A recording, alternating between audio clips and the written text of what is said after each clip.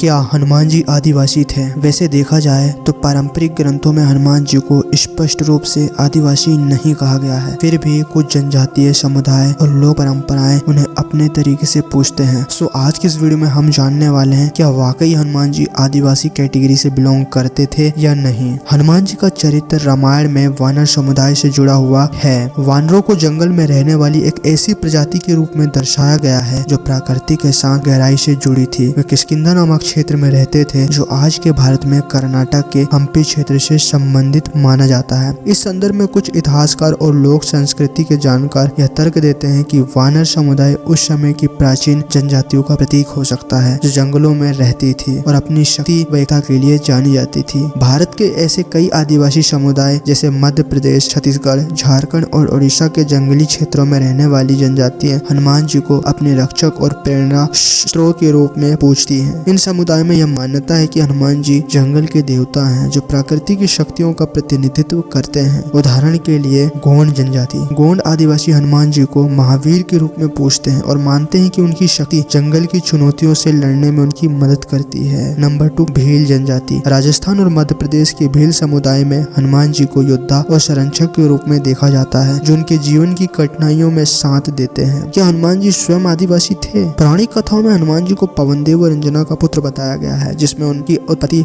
अलौकिक और दिव्य है, लेकिन उनकी जीवन शैली जंगल में रहना, प्रकृति से जुड़ाव और वानर समुदाय का नेतृत्व कुछ विद्वानों को यह सोचने पर मजबूर करता है कि वे उस समय की जनजातीय संस्कृति से प्रेरित हो सकते हैं। कुछ लोक कथाओं में यह भी कहा जाता है कि हनुमान जी जंगल के उन लोगों के बीच से आए थे जो सभ्यता से दूर रहते थे और अपनी शारीरिक शक्ति व बुद्धि के लिए प्रसिद्ध थे। एक बार की बात है जब धरती पर जंगल ही जंगल थे, एक शक्तिशाली वानर योद्धा का जन्म हुआ। उसका नाम था हनुमान। वह जंगल के लोगों का रक्षक था। जब भी कोई दानव या राक्षस जंगल में उत्पात मचाता तो हनुमान जी अपनी पूंछ से पहाड़ उठाकर उन्हें भगा देते। जंगल के लोग उसे बलशाली बाबा कहते थे। एक दिन जब भगवान राम जंगल में आए तो हनुमान ने अपनी जनजाति के साथ मिलकर उनकी मदद की और फिर उनके सबसे बड़े भक्त बन गए। इस कहानी से जंगल के लोग मानते हैं कि हनुमान उनके अपने थे, जंगल का एक सच्चा बेटा था। हनुमान जी को आदिवासी कहना एक व्याख्या हो सकता है जो उनकी जंगल से उत्पत्ति और प्रकृति से जुड़ाव पर आधारित है, लेकिन पारंपरिक रूप से वे एक दिव्य व्यक्तित्व हैं जिनकी पूजा सभी समुदाय करते हैं। आदिवासी समुदाय में उनकी लोकप्रियता यह दर्शाती है कि उनकी कहानियां और शक्ति हर किसी के लिए प्रेरणादायक है, चाहे वो जंगल में रहने वाले हो या शहर में। सो दोस्तों,